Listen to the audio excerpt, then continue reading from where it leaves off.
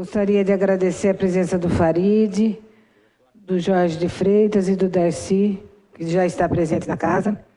E eu declaro aberta a audiência pública para discutir sobre a mensagem enviada do Executivo ao projeto de lei número 209 de 2015, que estima a receita e fixa a despesa do município de Limeira para o exercício de 2016. Gostaria de agradecer a presença de todas as autoridades aqui presentes. Às 13 horas, iniciaríamos a audiência pública sobre a saúde e saneamento. Então, eu peço, para que a gente dê início a essa audiência, eu peço que o senhor Osmar da Silva Júnior, presidente do SAI, suba até o plenário para utilizar-se da palavra.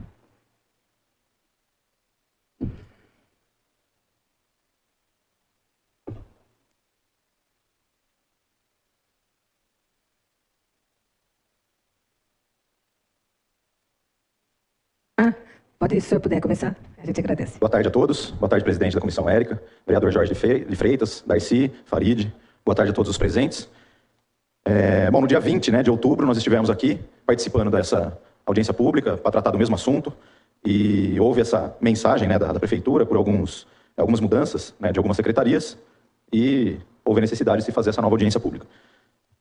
Uma informação importante, o orçamento do SAI permanece o mesmo daquele dia em que tratamos aqui desse assunto, mas é importante dizer, o orçamento do SAI é de 21.650.000. Dentro desse valor, nós temos um valor bem expressivo, que é o de R$12.500.000, redondo, que é referente ao PAC da obra do Piscinão do Tiro de Guerra. PAC 2, recurso esse é destinado do Ministério das Cidades.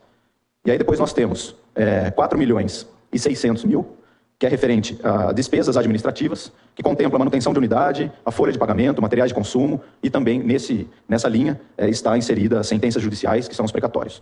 Depois nós temos a última parte, que é a parte técnica. Então o orçamento do SAI é muito simples de entender. A gente sempre divide em dois, despesas administrativas e aquilo que vai para a técnica.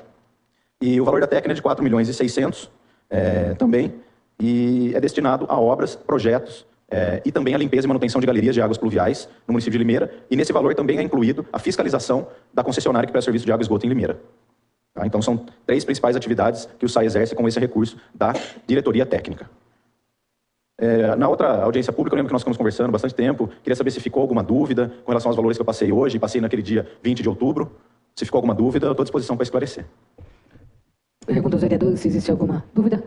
Para esclarecer a população, essa audiência está ocorrendo por conta da mensagem mandada na última semana pelo Poder Executivo. Nós, então, o Poder Legislativo tem que realizar a audiência novamente. Okay. Osmar, não há nenhuma dúvida da nossa parte, porque deve vir de conversamos bastante. E eu gostaria já de antemão pedir que se você pode justificar a nossa ausência nos 50 anos do SAI, uma vez que a gente gostaria muito de estar lá, mas por conta dessa atividade, esses vereadores não poderão comparecer. Com certeza, Érica, farei isso. Gostaria muito de parabenizar o trabalho que o SAI tem feito. Divulguei o trabalho na escola e as crianças ficaram admiradas pela quantidade de lixo que se tira diariamente dos nossos bueiros. Então eu agradeço já a presença de você. Aí já chamo o secretário Luizinho da Saúde. Eu que agradeço e podem deixar que farei a justificativa enquanto estiver fazendo a apresentação. Obrigado. Viu? Obrigada, Osmar.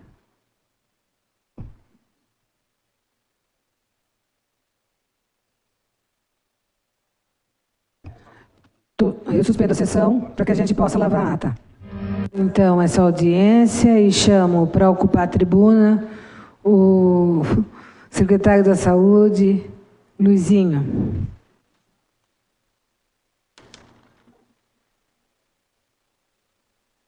Primeiro, boa tarde a todas e a todos.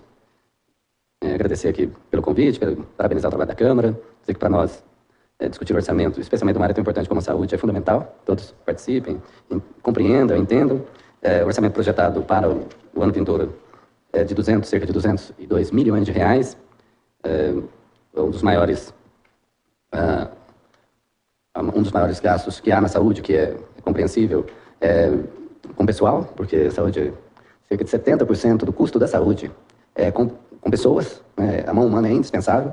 Então, é a área que provavelmente pouco se faz com tecnologia, né? Não tem como substituir uma enfermeira, não tem como substituir um médico, não tem como substituir um agente de saúde por uma máquina. Então é a área que mais se ocupa da mão humana. Portanto, coerentemente com isso, os maiores gastos são com pessoal, e a gestão administrativa são cerca de 53 milhões.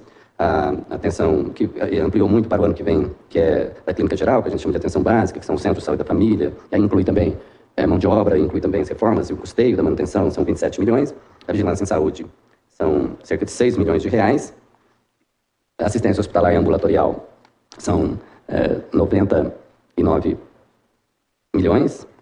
Investimentos e convênios, 1 milhão e 800, são recursos federais, basicamente recursos federais.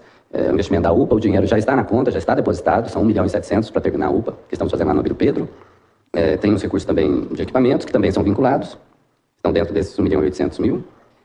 Com medicamento, assistência farmacêutica, são 13 milhões de reais. E a manutenção de unidades de recursos próprios, 250 mil, totalizando então 202 milhões 816 mil 784 reais. Eu gostaria de perguntar aos vereadores se existe alguma dúvida. Tranquilo? Então eu agradeço a presença do secretário Luizinho, coloco essa Casa de Leis à disposição e encerro agora essa audiência para que a gente possa fazer a ata e assiná-la. Eu que agradeço, sempre vir aqui à Câmara dos Vereadores, conversar com os vereadores, e às vezes não só aqui no plenário, mas quando toma um café. Isso é importante, eu sempre respeitei os vereadores, porque o vereador está mais próximo do cidadão, o vereador é o para-choque da prefeitura, então podem sempre contar conosco lá, e sempre foi um atendimento respeitoso e, claro, independente de partidos, porque quando o vereador chega até nós com uma demanda da saúde, a gente se preocupa com a demanda que vem, com as pessoas que esse vereador traz, isso em primeiro lugar. Então essa é a nossa postura, e agradeço muito pela parceria também, pela compreensão das dificuldades. Muito obrigado. Obrigada a você, Luizinho. A audiência está suspensa, para que a gente possa lavrar a ata. Essa sessão para assinatura da ata. Peço ao multimeios que venha registrar a assinatura. Por favor.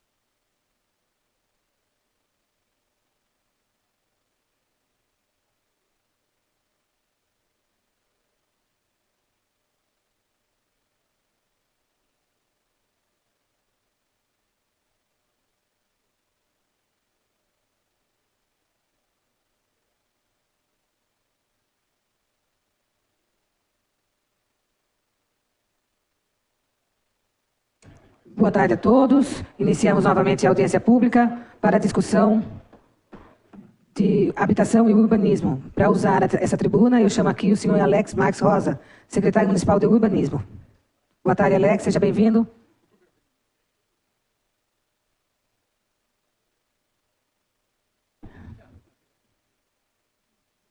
O André já me deu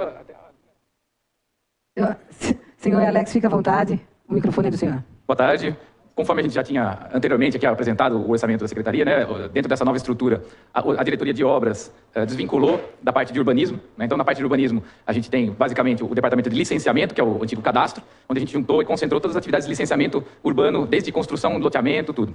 O Departamento de Planejamento, que cuida da parte da legislação urbana, do cuidado com o território, a zona rural, diretrizes de loteamentos, né? e alguns licenciamentos de atividades. E o Departamento de Projetos, que faz todos os projetos de arquitetura e engenharia para as obras públicas. Né? Então, dentro dessa nova estrutura, são 3 linhas de orçamentárias no orçamento da Secretaria. O orçamento total previsto para o ano que vem é 7.314.000, né? Sendo que a grande parte do orçamento são 5.625.000 destinados a pagamento de folha. Por quê? Porque o nosso trabalho na Secretaria é basicamente um trabalho técnico de equipe técnica, uma equipe cara. Você tem arquitetos, engenheiros, tecnólogos, técnicos. Então, a nossa folha são 81 funcionários, fora estagiários. Né? Então, o que consome mais do nosso orçamento é principalmente a folha de pagamento, né? Porque é trabalho técnico nosso. E depois, dentro do item da manutenção da unidade, 1.644.000 previstos para quê?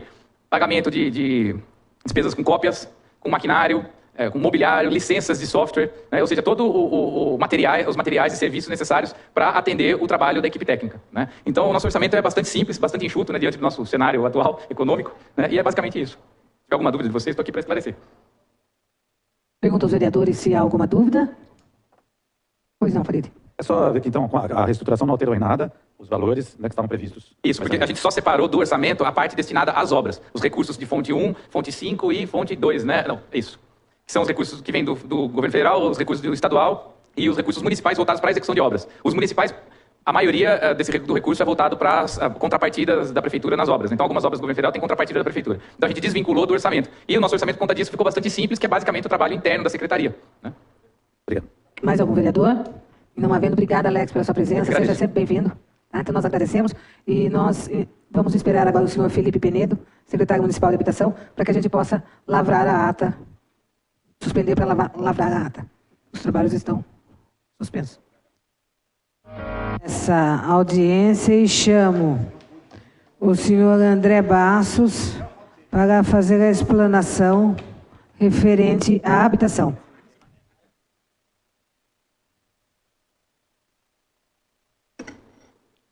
Boa tarde a todos. Eu vim aqui falar em nome da Secretaria de Habitação, secretaria que o Felipe Neto já apresentou no dia 20 os principais temas da secretaria dele. Como essa audiência está sendo voltada à questão da emenda, da mensagem do orçamento, a Secretaria de Habitação não teve nenhuma mudança, então vou estar apenas aqui reafirmando os valores que estão previstos para o orçamento de 2016 para a pasta de habitação. A habitação, a Secretaria inteira tem previsto 4.127.000. Dentro desses 4.127.000 tem 2 divisões também, uma é a gestão administrativa, o valor de 1.877.000, onde incluem as despesas com o pessoal civil, com a manutenção administrativa da Secretaria e com despesas de adiantamento, que é para cobrir gastos emergenciais, viagens, esse tipo de coisa.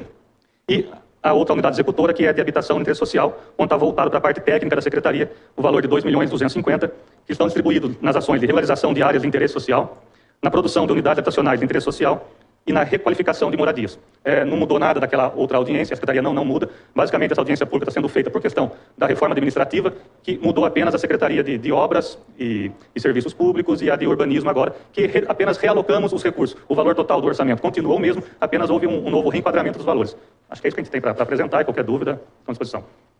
Eu agradeço a presença do André. Pergunto aos vereadores se há alguma questão a ser feita. Então, André, muito obrigada pela sua presença. E eu suspendo a sessão para que a gente possa, a audiência, para que a gente possa assinar a ata. Eu que agradeço. A audiência chama aqui o senhor Alex e o senhor André para que assinem a ata. Peço ao multimeio.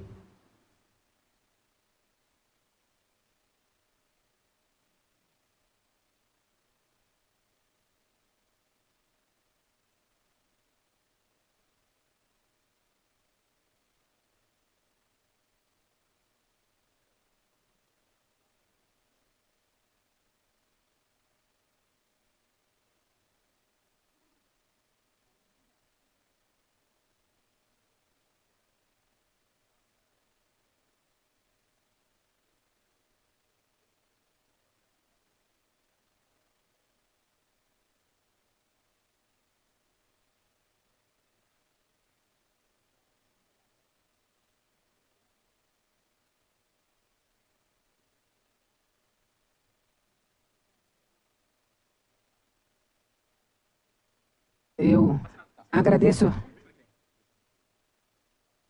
a presença de vocês. Vou precisar me ausentar um pouco do plenário, então eu passo a palavra aqui, a condução dos trabalhos, para o vereador Darcy.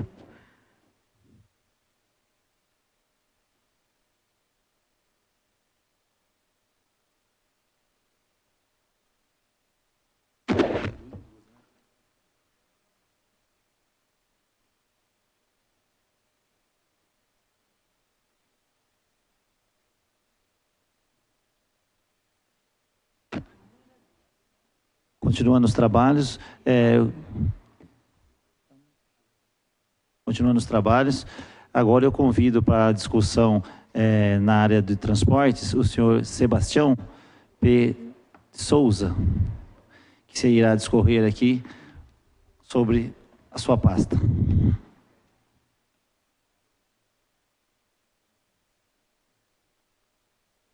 Boa tarde. Boa tarde. O Sebastião P., vocês é Sebastião Pinto, Sebastião Pinto de Souza. O Farid sabe aí, mas você não sabia, mas é Sebastião Pinto de Souza. Só para descontrair um pouquinho. A Andréia foi convocada pelo senhor prefeito para uma reunião agora às 14h30. E eu estou aqui para representá-la. A nossa Secretaria Mobilidade Urbana, ela tem hoje 135 funcionários, onde as grandes atividades da Secretaria pedágio, nós somos responsáveis pelo pedágio, somos responsáveis pelos agentes de trânsito,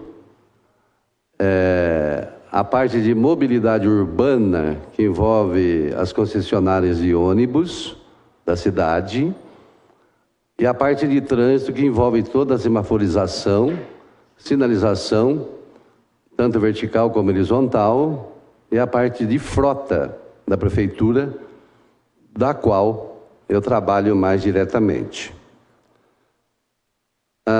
O nosso orçamento para o ano de 2016 está previsto de R$ 34.280.000. Está assim distribuído aonde esse dinheiro será aplicado. Com relação a pessoal e encargos, a previsão é de gasto de R$ 5.860.000. Isso equivale a 17% do orçado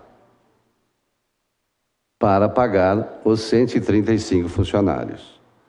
Mas nós temos também que a manutenção da unidade, que envolve correios, impressão, estagiários, cartórios, marmitex que se compra para o pessoal do pedágio, para os agentes, 364.000. Aí nós temos despesas sob regime de adiantamento, que refere a material de consumo, locomoção, viagens, que a gente tira como adiantamento, R$ 30.000. Aí nós temos uma outra conta, que é a grande conta da mobilidade urbana, que é o gerenciamento de trânsito, onde está previsto aqui um gasto de R$ 14.545.000. Só esse item equivale a 42% do nosso orçamento. E aonde que nós vamos gastar esse dinheiro? Esse dinheiro envolve radares da cidade, todas essas praças semafóricas que estão sendo construídas na cidade. Agora, mais recentemente, o trabalho que está sendo elaborado lá na Avenida Laranjeira. Toda a parte de sinalização, tanto a nível vertical como horizontal, em todas as ruas da cidade, Envolve também as empresas que são terceirizadas, que administram isso. Tem aqui a Prodesp, que é uma empresa do Estado que gerencia as multas, que faz todos os lançamentos, o registro dessas multas. E tem outros itens aqui também pequenos. Aí nós temos o transporte coletivo, que é o subsídio que está previsto para o ano de 2016, R$750 mil por mês. E vai dar um total de 9 milhões. Esse subsídio hoje, no futuro, aliás, equivale a 26% do orçamento da Secretaria. Aí nós temos a manutenção da frota interna, que nós vamos, está prevista aí 1 milhão, combustível e lubrificantes, 1.200.000, e alocação de veículos, que a Prefeitura hoje, que é a área que eu trabalho, tem 81 veículos locados, sendo que grande parte deles estão lá na Secretaria de Segurança Municipal, que dá aí 2.200.000. Então, o total que eu disse no início, nessa distribuição de todo esse dinheiro, equivale a R$34.280.000 para 2016. Coloco-me à disposição dos senhores para responder aquilo que eu souber. Muito obrigado, senhor Sebastião. Algum vereador tem alguma pergunta? Tranquilo? Alguém da plateia tem alguma pergunta para fazer? Não havendo perguntas, senhor Sebastião, eu agradeço a sua presença aqui e mande nossos abraços lá para a Andréia. E eu peço que o senhor aguarde aí para que a gente faça a ata, para que você assine. Peço que você aguarde. Então, muito obrigado pela sua presença, viu? Eu que agradeço a oportunidade da gente dar satisfação a vocês, aonde nós podemos dizer que nós vamos investir o dinheiro que nós recebemos dos nossos munícipes. Uma boa tarde a vocês. Boa tarde. Nesse momento, eu suspendo a sessão para que seja lavrada a ata para assinatura. Muito obrigado. Está reaberta a audiência. Agora eu convido o senhor Sebastião para a assinatura da ata.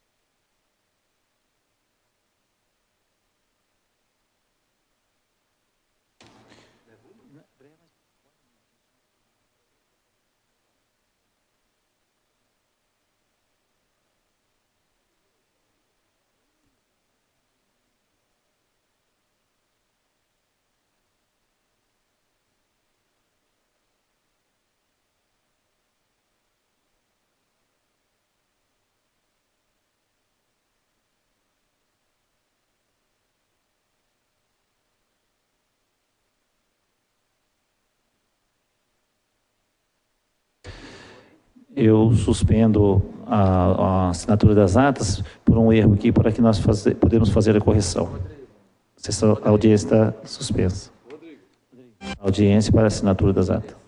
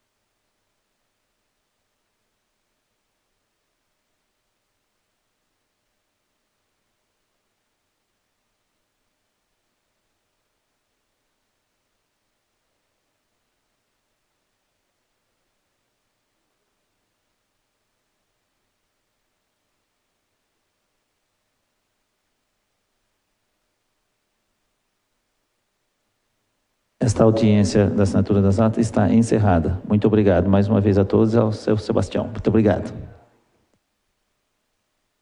Está reaberta a audiência pública e agora para a discussão específica na área da educação, passaremos a palavra para a senhora Adriana Ijano Mota.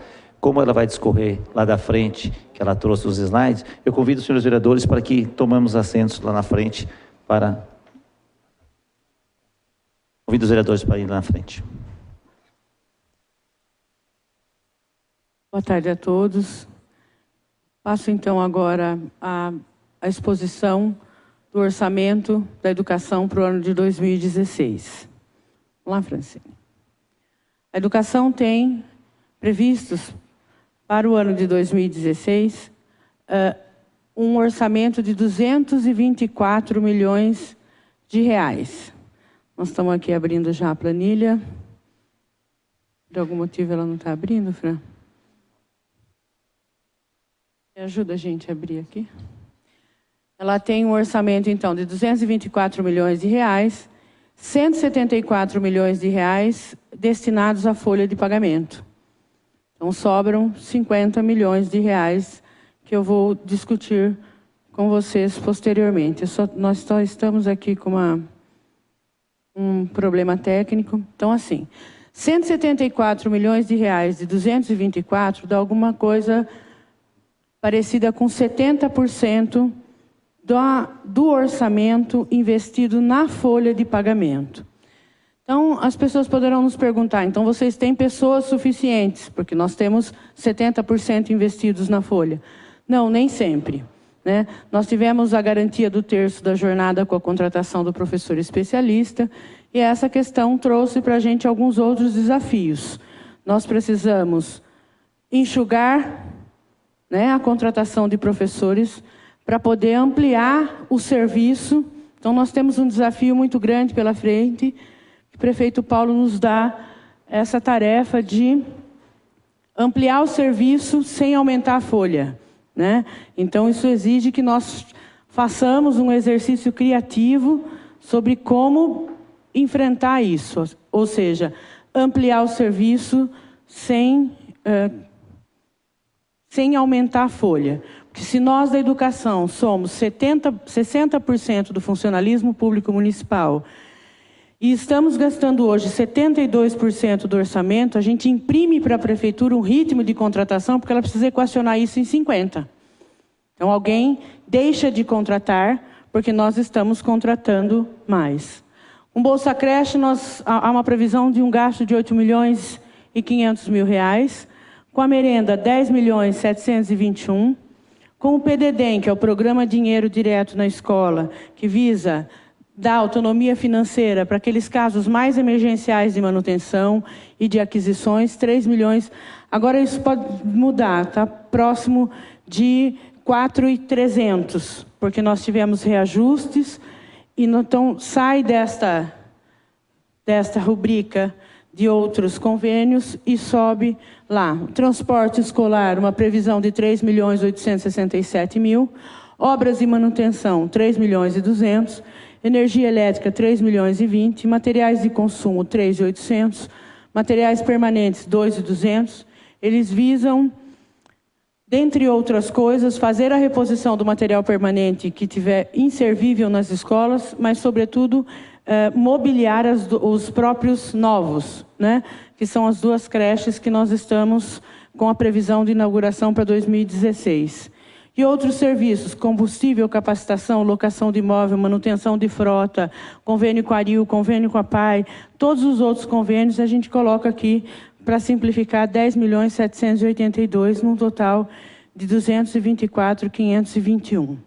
Então, assim, é um orçamento extremamente desafiador quando comparado a outras redes municipais, né?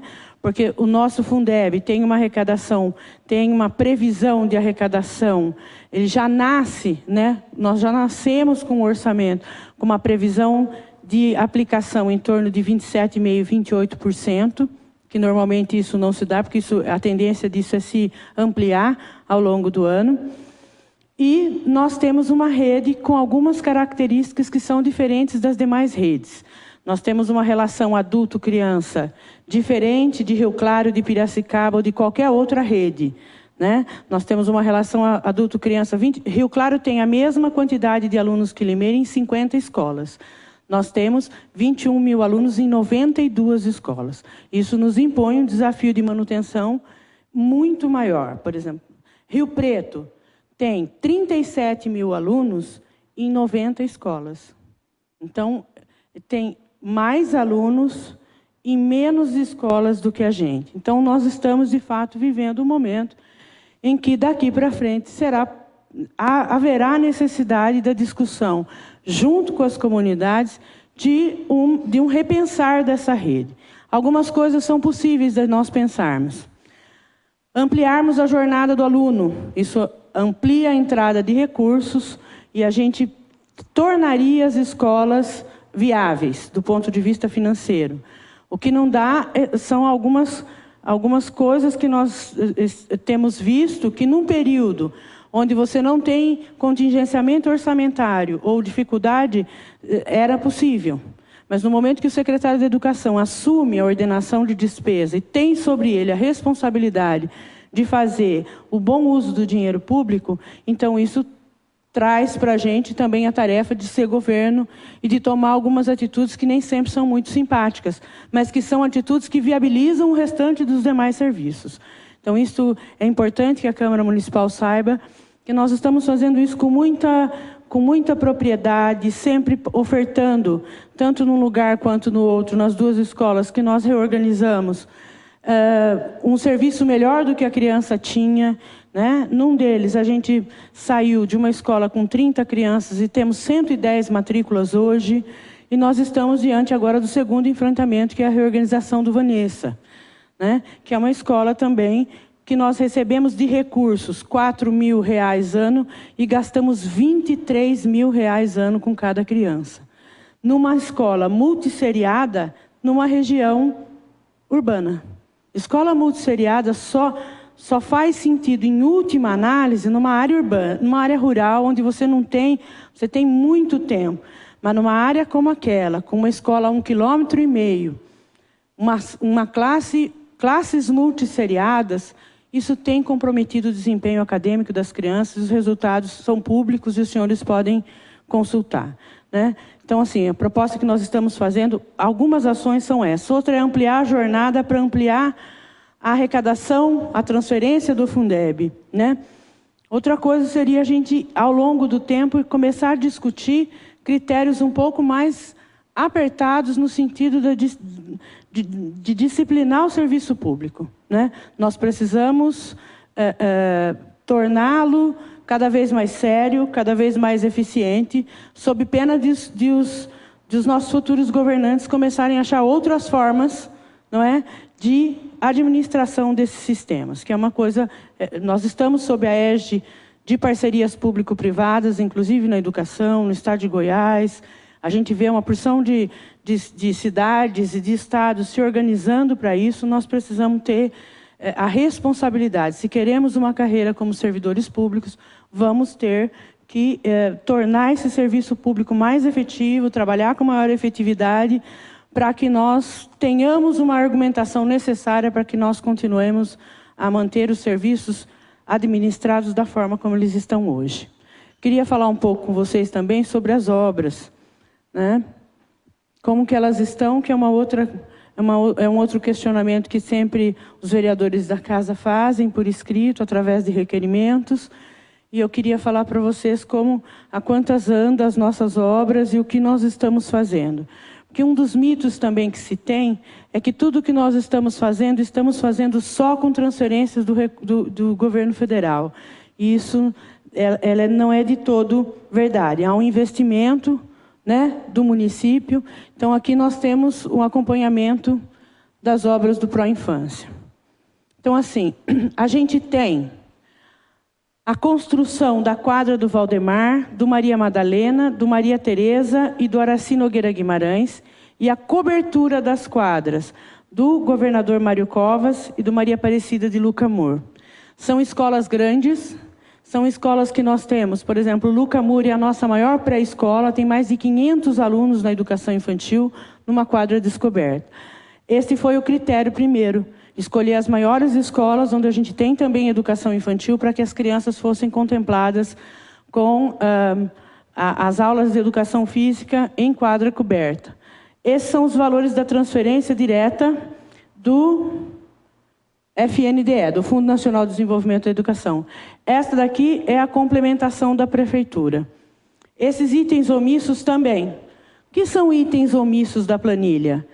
Nós recebemos um projeto, por exemplo, de vestiário, que tinha uma cuba ou um bebedouro. Era necessário implantar 2 bebedouros pela estimativa de circulação de alunos. Então, esse bebedouro a mais, ele consta da planilha de itens omissos, ou seja, ficou faltando naquele projeto, o nosso engenheiro julgou que a criança ficaria melhor acomodada com alguns outros itens, e eles fazem, então, esta planilha dos itens omissos. Esses são os entornos. O que são os entornos? Encanamento, grama, enfim, é toda a parte do entorno, seja da escola ou da quadra, previsto para que a quadra seja construída ou coberta. Daí tem limpeza e terraplanagem do terreno. Então, por exemplo, no caso do Mário Covas, nós temos esse em análise aqui. O que é isso? Há uma árvore no terreno, uma árvore grande. Então, precisa saber se ela vai ser removida através do pela Secretaria do Meio Ambiente, se nós vamos fazer um plano de compensação conforme previsto na lei. Então, é isto que está em análise nesse momento. No caso do Lucamur, não consta, não há nada que obste o início imediato da obra. Então, essas coisas é que a limpeza e a terraplanagem do terreno também é feita com recursos próprios. E aqui está o custo total de cada uma dessas obras. Qual é a situação delas hoje? Então, tem aqui um comparativo de investimento do FNDE e da Prefeitura Municipal com recursos próprios. Essa daqui é a creche do Village, que está com 73% de medição concluída. Nós tivemos um problema nessa obra e eles pediram um aditamento de prazo, então pode ser que nós demoremos ainda mais um tempo para entregá-la. E nós temos a outra, então o valor a ser investido em 2016 pela Prefeitura é R$ 399 mil, além daqueles que já foram repassados pelo FNDE. Na creche do Manuel Simão, nós estamos com uma medição de 91,93%. Esta obra, a Casa Alta deverá nos entregar em dezembro, e nós deveremos, a empresa que ganhou o entorno, deve começar, muito provavelmente, a feitura do entorno pela frente, de maneira tal que nos permita fazer a matrícula dos alunos já para fevereiro. Então, existe uma estimativa que nós tenhamos alunos nessa creche já em fevereiro ou março. Aqui também o valor a ser investido no Manuel Simão é de R$ 462.244,78. E aqui nós temos o processo de contratação e onde eles estão. Então, nós já temos processos em licitação, com empresas classificadas, aguardando a homologação e assinatura de contrato. Já passou pelo processo de licitação. A creche Morada das Acácias vai ter a sessão de licitação no dia 14/12.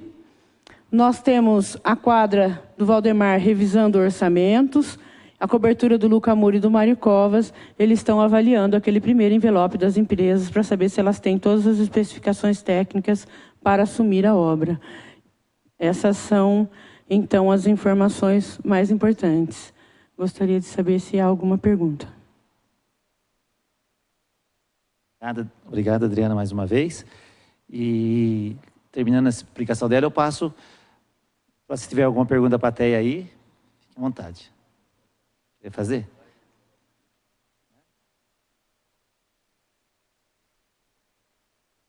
Só para...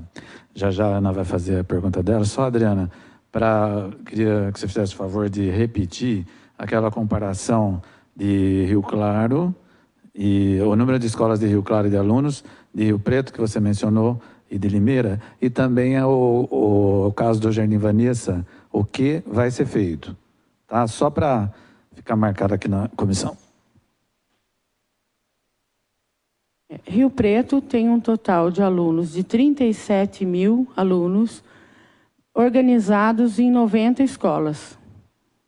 Rio Claro tem 21 mil alunos em 50 escolas, numa relação bem apertada de aluno, adulto-aluno. Limeira tem 21 mil alunos em 92 escolas. Então, é uma relação... Então, assim, talvez a nossa solução não seja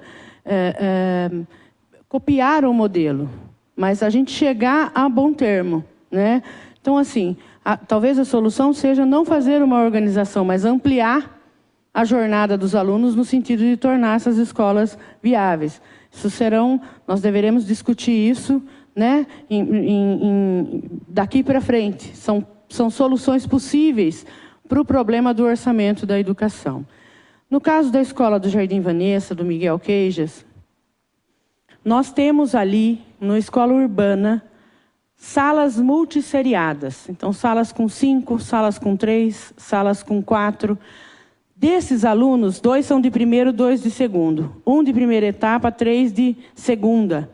Então, é muito difícil que nós consigamos chegar a bom termo numa sala multisseriada, numa escola muito pequena como aquela, né?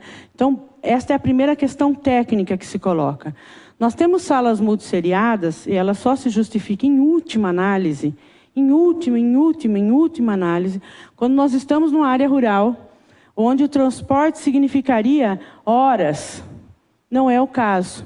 Então, no caso do Jardim Vanessa, o que nós estamos propondo para os pais é irem para o Clara, que fica a 1,5 km, com período integral. É isto, né? Então, com a possibilidade, inclusive os pais serão chamados, porque alguns pais já disseram algumas oficinas que eles gostariam de ter. Algumas mães querem inglês, outras querem informática. E as oficinas do período integral são decididas pelo conselho de escola. Então, é muito possível que os pais participem de interferindo ou sugerindo quais oficinas eles gostariam de ter para os seus filhos. Então, nós temos hoje, nos programas das escolas de período integral, judô, balé, natação, tênis de campo, que são feitos na BB. Nós temos atletismo, que é feito na ala, tudo em parceria. Porque a ideia da escola integral é a ideia da cidade educativa. Ou seja, nós não precisamos ter o espaço na escola, nós precisamos que os cidadãos se apropriem dos espaços livres que o município tem. E no nosso caso, nós temos pelo menos 11 centros comunitários que nós temos, que já tem piscina, professor, guarda-vida. Então, 3 desses centros comunitários são usados já pelas crianças de período integral. Nós temos hoje 3.031 crianças em período integral. E temos a expectativa de ter, no próximo ano, 4.000 crianças em período integral. Então, nós vamos ampliar aí. Para isso, nós desenhamos um projeto de educação integral que caiba dentro do nosso orçamento, né? Repensando os horários, porque nós gastamos hoje, com período integral, R$3.900.000. E nós recebemos de contrapartida R$2.700.000. Então, nós precisamos, para que a educação integral do município seja sustentável, fazer com que o período integral caiba exatamente nessa contrapartida, nesse fator de ponderação, que é R$2.700.000. Senão, nós não conseguiríamos sustentar uma política de educação integral para os próximos anos. A gente só consegue fazer uma argumentação e a manutenção e ampliação de serviço do período integral na medida que ele se apresentar sustentável, né? E nesse caso, tecnicamente, nós estamos convencidos de que as crianças ganharão muito. Estarão num espaço mais organizado, tendo a possibilidade de conviver com outras crianças, não em salas multisseriadas, num período integral, com oferecimento de oficinas que os pais escolherem para os seus filhos, né? De acordo com o conselho de escola. Isso, todas. E isto, numa área urbana, é um tema muito sensível. né, nós teríamos, inclusive, dificuldade de explicar uma escola multisseriada na área urbana, no lugar tão próximo de tantas outras escolas que a gente tem ali. Então, esse é um fator, além, num segundo momento, do fator financeiro, que o contribuinte pode me perguntar: como é que eu invisto uma disparidade tão grande numa relação à vida aluno-criança para um aluno específico e não invisto em outro? Por exemplo, como é que você tem um adulto para cada 3 numa escola e um para cada 25 em outra, em média? É um contrassenso, não é? A gente precisando ampliar o serviço e mantendo um serviço com uma relação adulto-criança numa condição de salas multisseriadas, é um contrassenso. É difícil, eu não estou dizendo aqui que é fácil para um pai, em nenhum momento a gente acha que isso seja fácil, porque o pai está querendo ele desenvolver uma atividade, uma identidade com aquela escola, porque pode parecer fácil. Eu entendo a dificuldade, mas eu não posso atender a um apelo muito individual quando eu tenho a responsabilidade pessoal por 22 mil alunos, né? Peço, inclusive, a ajuda de vocês, coloco-me à disposição para conversar com vocês, a mostrar o orçamento, né? Então, assim, é uma coisa mesmo muito difícil, né? O que será, então, do Miguel Queijas?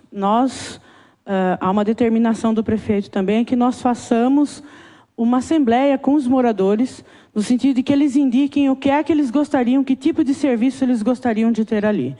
Existem possibilidades várias, né? De a gente ter um CEL, que é um espaço multifacetado, com atividades de esporte, com atividades aos finais de semana. Existe a possibilidade da transferência de um comando da Polícia Militar para lá, também com um serviço comunitário. Existe a possibilidade só de esporte, só da cultura, ou um espaço multifacetado, inclusive com ações sociais. É esta que é a proposta. Nós estamos aguardando a reunião da Associação de Moradores. Existia já uma demanda do orçamento participativo por atividades de saúde no bairro. Então, nós estamos agora aguardando as lideranças comunitárias fazerem essa reunião para que nós possamos ir até o local e definirmos junto com a comunidade que tipo de utilização, que tipo de apropriação se fará naquele espaço. Mais alguma pergunta dos vereadores? Jorge.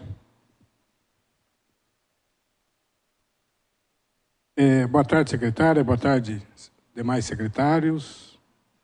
Boa tarde, senhoras e senhores. Na verdade, não é nenhuma pergunta, nem um questionamento, mas é uma parabenização.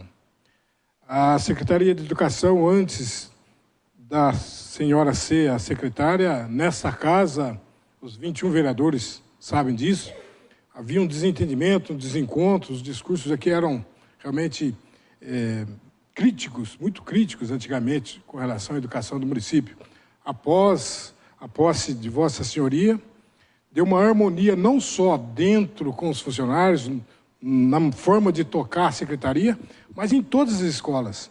Eu tenho andado, visitado escola, visitado pais de aluno, há um contentamento geral, há uma harmonização geral com todo mundo depois que a senhora assumiu a secretaria. Então, quero realmente, como vereador, e aqui somos em 21, eu sou vereador da oposição, e também não é só ficar fazendo oposição. O que vai bem, nós temos que realmente enaltecer, o Farid, o Totó, o Darcy, a Érica sabe do meu posicionamento crítico com relação à prefeitura, e todo mundo sabe disso, mas também nós temos que ser justo, temos que ser coerente com aquilo que vai bem. Obrigado.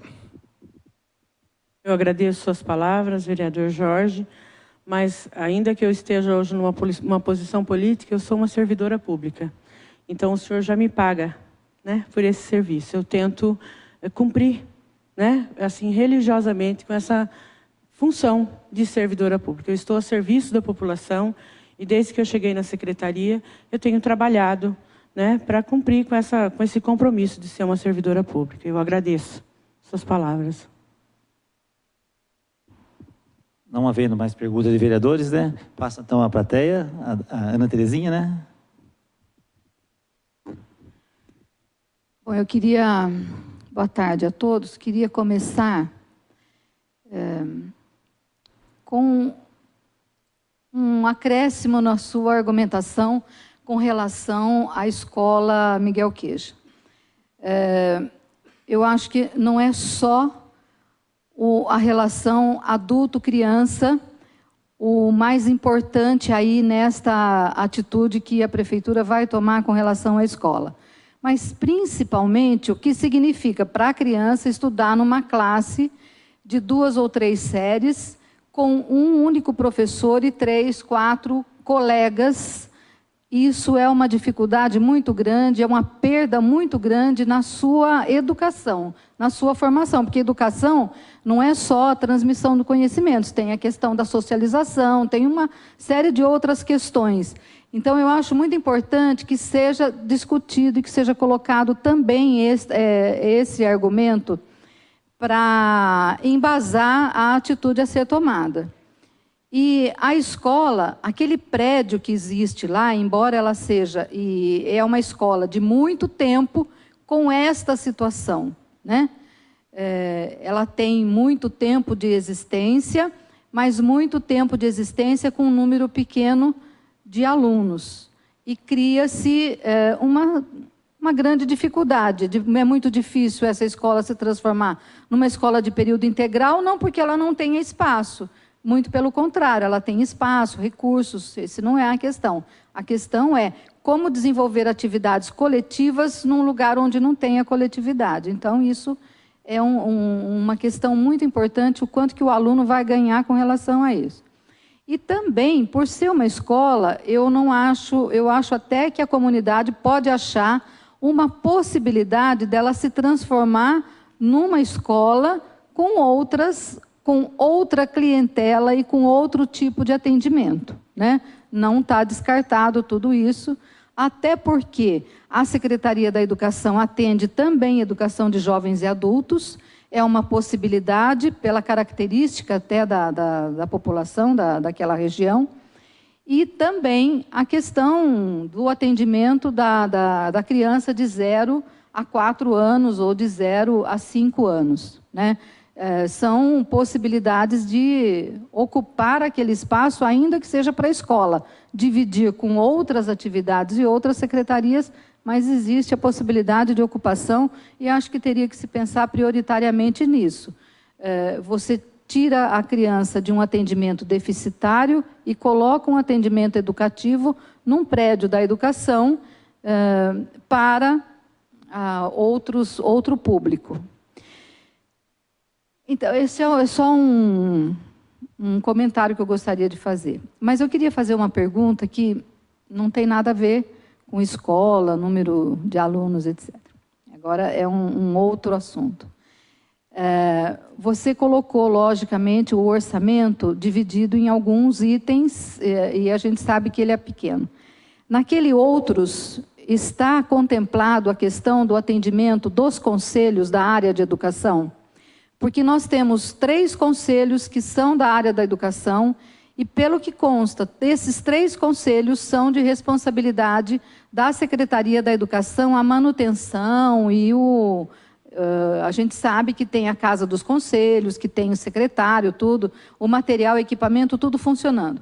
Acontece que tanto o Conselho do Fundeb, quanto o Conselho Municipal de Educação e o da Alimentação Escolar, em algumas situações, ele precisa de atendimento técnico, ele precisa de buscar um técnico e ele teria que pagar esse técnico, precisa de ir buscar o conhecimento em outros lugares, participar de eventos, e isso daí precisa de ter uma destinação para que o Conselho possa ir buscar toda essa necessidade dele.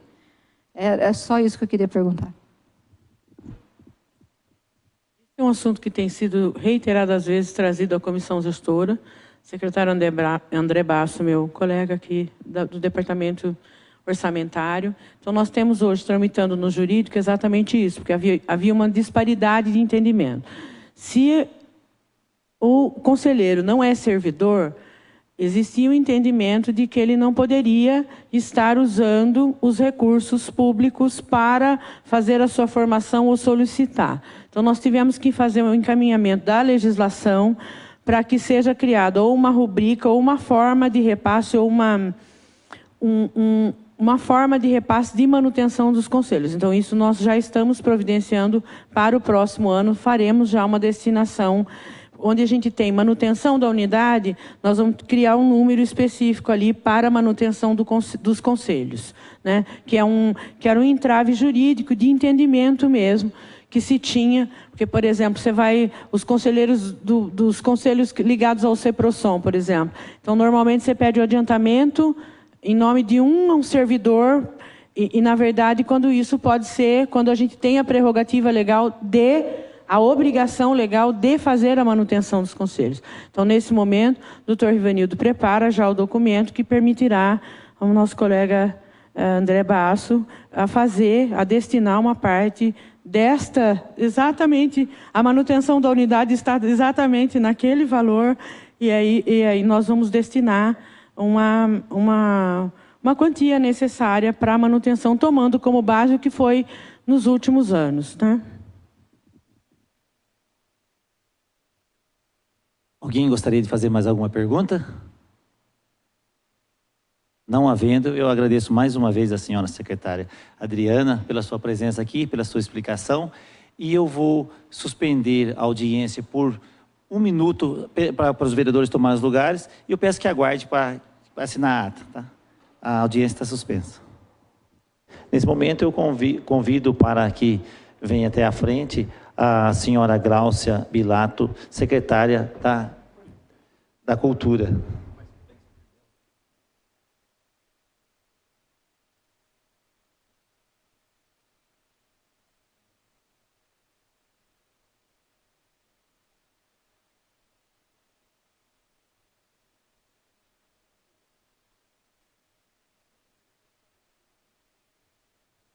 Mais uma vez, obrigado pela sua presença, Gláucia. Fique à vontade. Obrigada. Bom, na minha planilha do dia que eu vim aqui, foi umas 2 semanas, 20 de outubro, é aquele mesmo valor. A gente está trabalhando com 7.500.000, é o orçamento da Secretaria de Cultura. Nós dividimos esse orçamento entre pessoal, encargos, manutenção da unidade e todos os projetos que nós já desenvolvemos no ano de 2014, 2015, será mantido em 2016, sem nenhuma perda de serviço para a comunidade. Todos os programas que desenvolvemos esse ano, com grande sucesso, a gente vai repetir. E em toda a possibilidade que nós podemos fazer, nós estaremos ajudando a Secretaria de Educação com algumas oficinas livres, que a gente já faz timidamente, começou esse ano, um programa que chama Arte e Educação, onde a cultura ajuda com conceitos didáticos, oficinas. Esse ano a gente implantou no Teatro Vitória um projeto que chama Cine Escola, onde a gente recebeu mais de 2.000 alunos da rede que foram ao Teatro Vitória assistir sessões de cinema para fazer um resgate desse prédio, que o ano que vem completa 20 anos, e que já foi um Cine Vitória. Então, a gente vai estar desenvolvendo da mesma maneira, tentando driblar essa crise com muita criatividade, que é o que a gente já vem fazendo, e trabalhando em parceria, tanto com o CEPROSOM, Educação e todas as outras secretarias que auxiliam a Secretaria de Cultura para desenvolver os seus projetos, e tem dado muito certo. Então é isso. Obrigado mais uma vez. Algum vereador tem alguma pergunta para a secretária? Farid. Gláucia, obrigado, viu, por sua presença. Já falou da outra vez, mas tem um projeto que é os Sons da Conquista, né? Eu só queria, eu acho que é do Serviço Social. Você lembra se está... Começou com o Serviço Social, e passou Maria. Ainda não. Eu estou ajudando ele de outubro, acho que de setembro até dezembro, a gente fez uma conversa com o maestro e a cultura está colaborando na medida do possível para manter o projeto até o final do ano. Mas para o ano que vem ainda está indeciso. Tá. Aí. Alguma pergunta de algum outro vereador? Jorge de Freitas? Alguma pergunta da nossa plateia? Não havendo pergunta, eu agradeço a presença da senhora Glaucia Bilato mais uma vez aqui e peço que a senhora aguarde para nós confeccionar a ata para assinatura. Tá bom, aguardo sim. Muito obrigado mais uma vez, hein? Eu suspendo a audiência para a confecção da ata. Aberta a audiência e nesse momento colheremos as assinaturas da ata. E convido a senhora Adriana Ijano Mota e a secretária Glaucia Bilato para assinar a ata.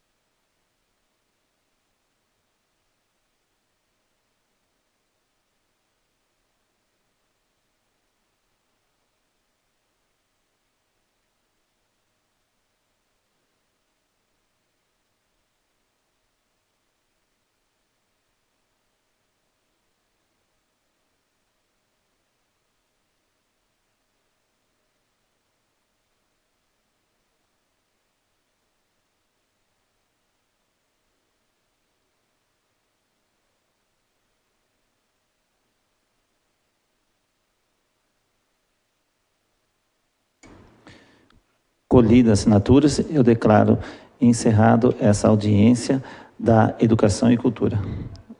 Obrigado a todos e passaremos uma cópia para cada um. Obrigado. Suspendo a audiência por 1 minuto. Ouviremos na área de assistência CEPROSOM, o senhor Almiro Francisco de Almeida, que está representando a Ana Maria Sampaio, presidente do CEPROSOM. Convido então para que tome seu lugar lá, o Almiro, para explanar.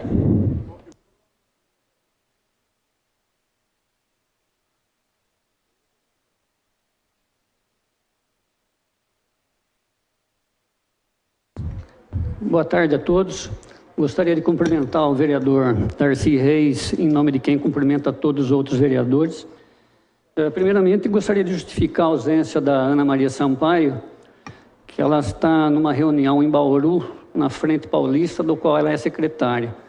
E nesta reunião, a gente vai estar recebendo lá a Dulcelena Martins, do Fundo, ela é diretora do Fundo Nacional de Assistência Social. Além da palestra que ela vai proferir, que é da prestação de conta, a gente tem um horário específico com ela para a gente tratar de alguns assuntos relativos ao CEPROSOM. Bom, o CEPROSOM é uma autarquia municipal que tem seu trabalho pautado na área da assistência social, com serviços voltados às famílias em vulnerabilidade social. O nosso orçamento não teve alteração nenhuma. Para o exercício de 2016, é de R$ 32.403.000, composto da seguinte forma: R$ 27.218.600 são recursos municipais, dos quais R$ 18.370.000 destinado à folha de pagamento, R$ 4.488.000 destinado a subvenções que a gente repassa às entidades que são nossas parceiras. E sobrando R$ 4.359.000, que é utilizado em custeio. Nós temos um recurso também, que é R$ 1.266.000, que é referente ao imposto de renda, que quem controla é o CMDCA. Então, esse recurso, simplesmente, a gente só repassa para as entidades que os projetos são aprovados pelo CMDCA. Temos também R$ 3.277.808, que são recursos federais, dos quais R$ 1.103.640 também é destinado à subvenção, que são repassadas às entidades. Sobra para a gestão R$ 2.174.168, que são aplicados também em custeio e nos projetos. Do Estado, nós temos R$ 640.592.000, dos quais R$ 417.532 também é destinado à subvenção, que são repassados às entidades. Sobrando R$ 223.060, que são aplicados em custeios e nos projetos. Esses recursos, eles serão utilizados para serviços da proteção social básica e especial, assim relacionados: criança e adolescente, atenção aos idosos, atenção à mulher, pessoa portadora de deficiência, proteção social às famílias. E também será investido em benefícios e projetos, tipo locação social, programa de garantia de renda familiar mínima, núcleo de inclusão socioprodutiva, que são os cursos com as finalidades de inserir as famílias no mercado de trabalho. O CEPROSOM hoje está dividido em 4 diretorias. Diretoria da Proteção Social, que a titular é a Paula Bortolan Bocaiúva Foster. Diretoria da Vigilância Socioassistencial, que é o Virgílio Paula da Silva Alves. Diretoria do Desenvolvimento Social e Cidadania, Renata Cristina Chiari. Diretoria Administrativa e Financeira, Renata Golo Félix. Hoje nós contamos com 37 equipamentos, que são 2 abrigos, masculino e feminino, Casa da Mulher Vítima de Violência, Casa de Convivência, Casa dos Conselhos, que englobam 5 conselhos, CMDCA, CMAS, Cometil, Conselho do Idoso e da Pessoa com Deficiência. Centro de Referência Saúde e Lazer do Idoso, Conselho Tutelar, Centro POP, Padaria, DA, que é o Deficiente Audiovisual, o DV, CREAS, 4 CRAS e hoje em funcionamento 17 centros comunitários. Temos na sede, na Avenida Campinas, o Fundo Social de Solidariedade e a gestão do CEPROSOM e também o Núcleo de Inclusão Socioprodutiva. Para o ano 2016, está previsto o CRAS Centro e o CRAS CEL. E está em reforma mais 2 centros comunitários, que é o Parque Hipólito e o Dores 2. Bom, de todos esses equipamentos, apenas 6 imóveis são alugados, gerando um custo mensal de R$ 34.870,59, sendo que 3 imóveis são pagos com verbas federais.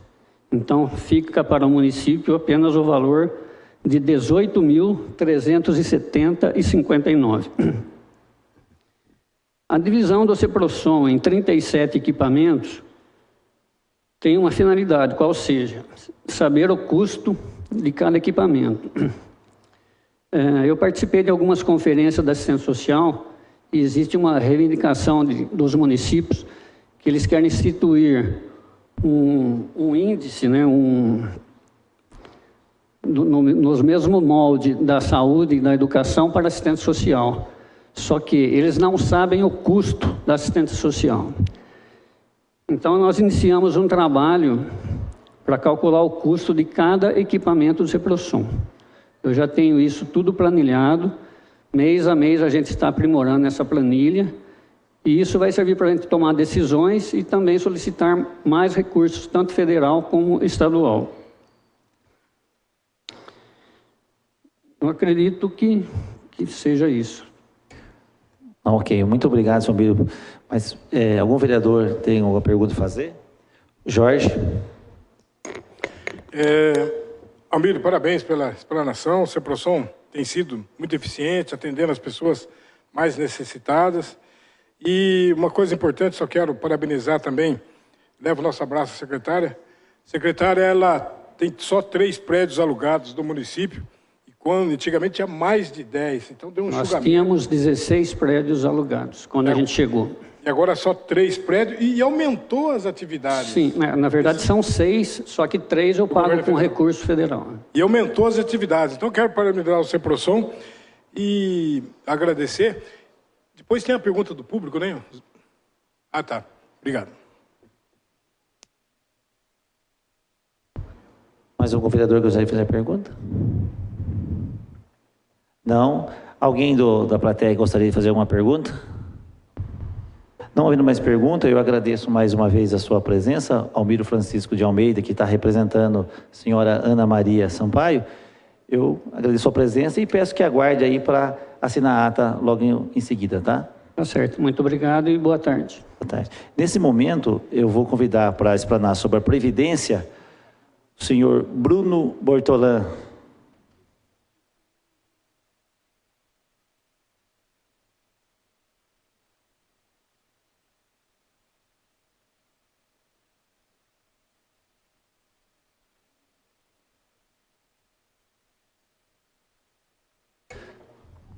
Fique à vontade.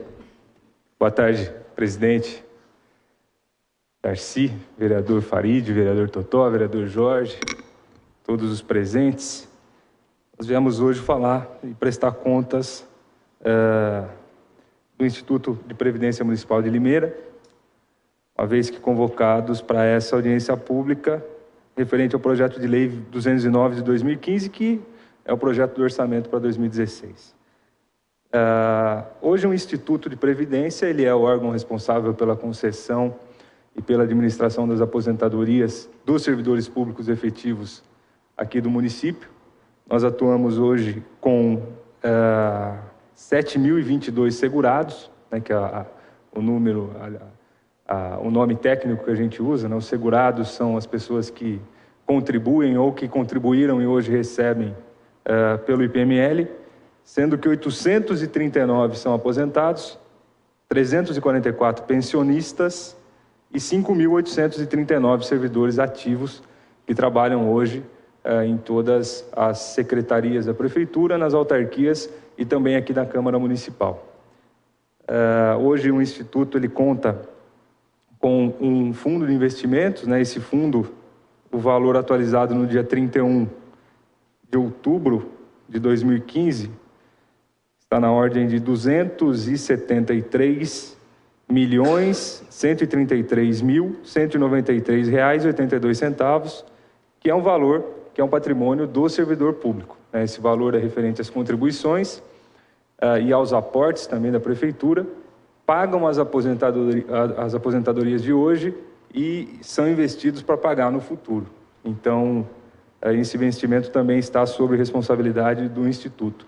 Lembrando que o Instituto é composto pelo Conselho da Administração, que é o órgão máximo, paritário entre as secretarias e os entes do Poder Público, inclusive aqui da Câmara, das autarquias e das secretarias, e dos segurados, né, dos aposentados também.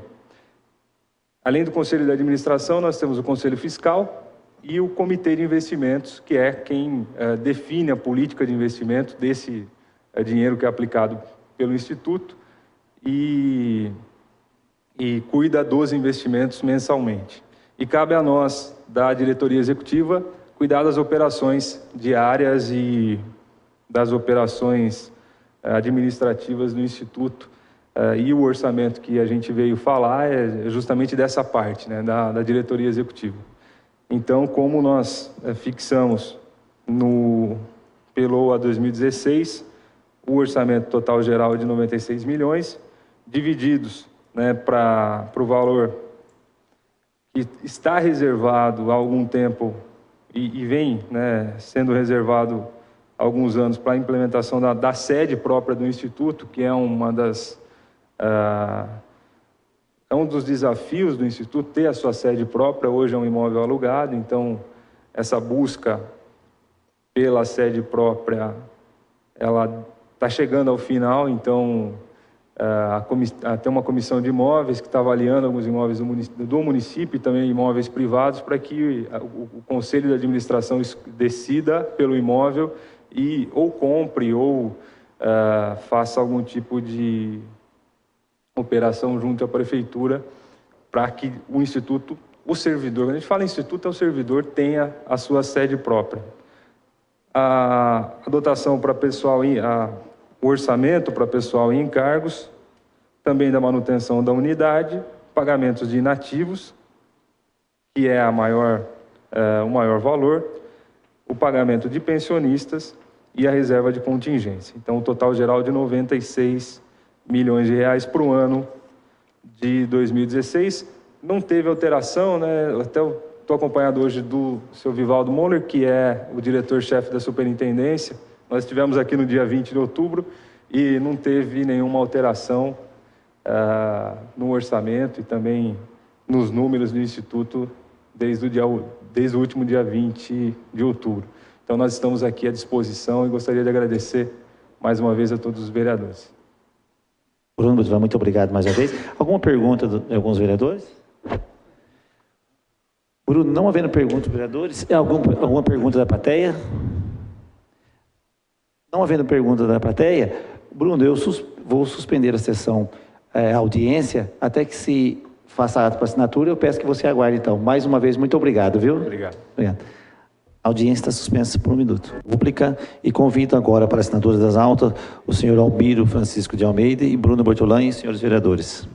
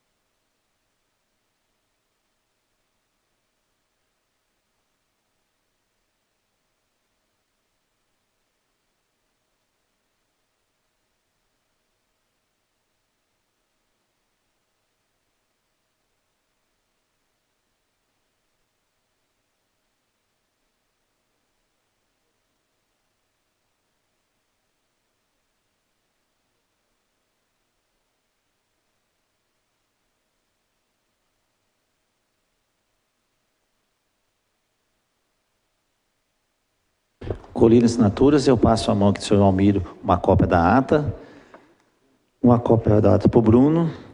Não havendo nada mais a deliberar, declaro encerrada essa audiência pública e agradeço a todos pela presença.